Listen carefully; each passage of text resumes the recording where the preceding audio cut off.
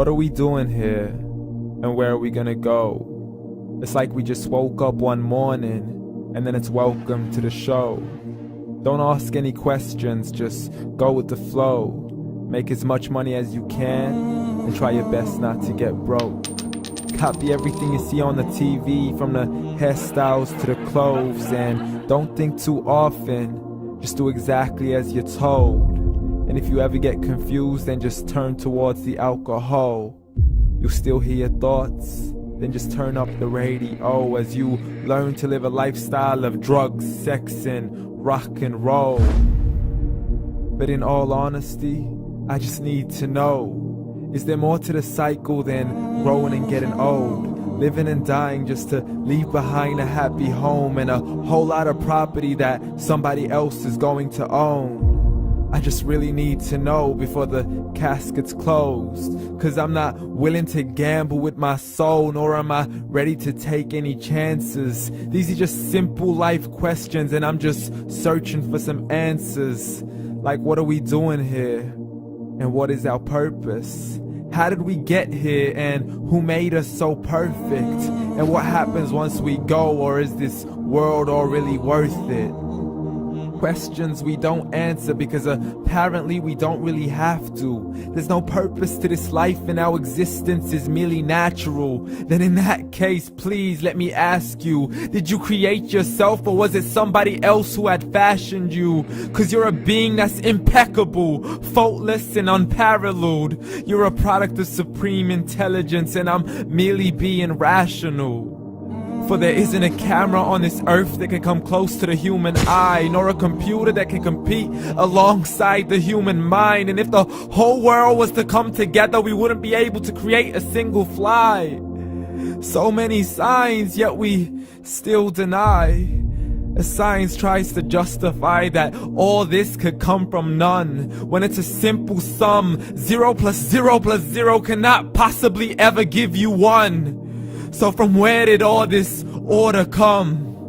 But everything has its origins, a maker, a creator of its own. I mean, the only reason you're watching this video is because somebody had to press upload. So we can believe in the Big Bang, but I'd rather believe in He who caused it to explode. Allah, the creator of everything along with every single soul. The ever-living, the master, the only one who is in control. Unlike his creation, beyond our imagination. And no, he's not a man, nor does he have any partners in association. He's on his own. And no, he did not ever leave us alone. Just like every manufacturer, he left us with an instruction manual. The Quran and Islam, and I'm sorry to jump to conclusions, but it's the only one possible.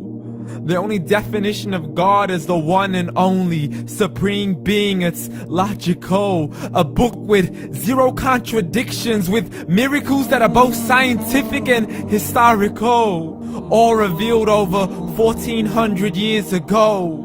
Like the detailed description of the human embryo. The descriptions of the human embryo in the Quran cannot be based on scientific knowledge in the 7th century. To the mountains as pegs holding firm the earth below, and the 2 seas that don't mix in a complete separate flow. To the planets in orbit, alternating night and day as they stay in flow. The expansion of the universe and the creation of everything from H2O. To the stories of the past and the preservation of Pharaoh. To identifying the lowest point in the land where Persia defeated Rome. The gushing fluid that created man in the glands between the ribs and the backbone. And not a word has changed, it's still the same. So please explain how all this was known over 1400 years ago. To a man who couldn't read or write, as he would recite whatever the angels spoke. And if you still don't believe, please try to come up with something that's even close. But you can't, so we took God as a mockery and his messengers as a joke. Muhammad could not read or write. How's somebody who can't read or write gonna start a religion? Dismissed his scriptures as legends and tales of the ancient folk, as we live life according to our whims, desires, and hopes. saying this life is the only home we will ever know. We will live then die, then simply turn to bones. YOLO! Correction, after the grass dies, the rain arrives and it regrows, and Allah promises to do the same thing to your very soul and bring you back from your very fingertips to your toes, as the all-seeing supreme being watches us so close, and we are surely being tested in our wealth, our health, and our self, and everything that we've been blessed with. So believe, for we will surely be resurrected and be brought back to our Lord and account for every single deed, as He hands us our books and orders us to read.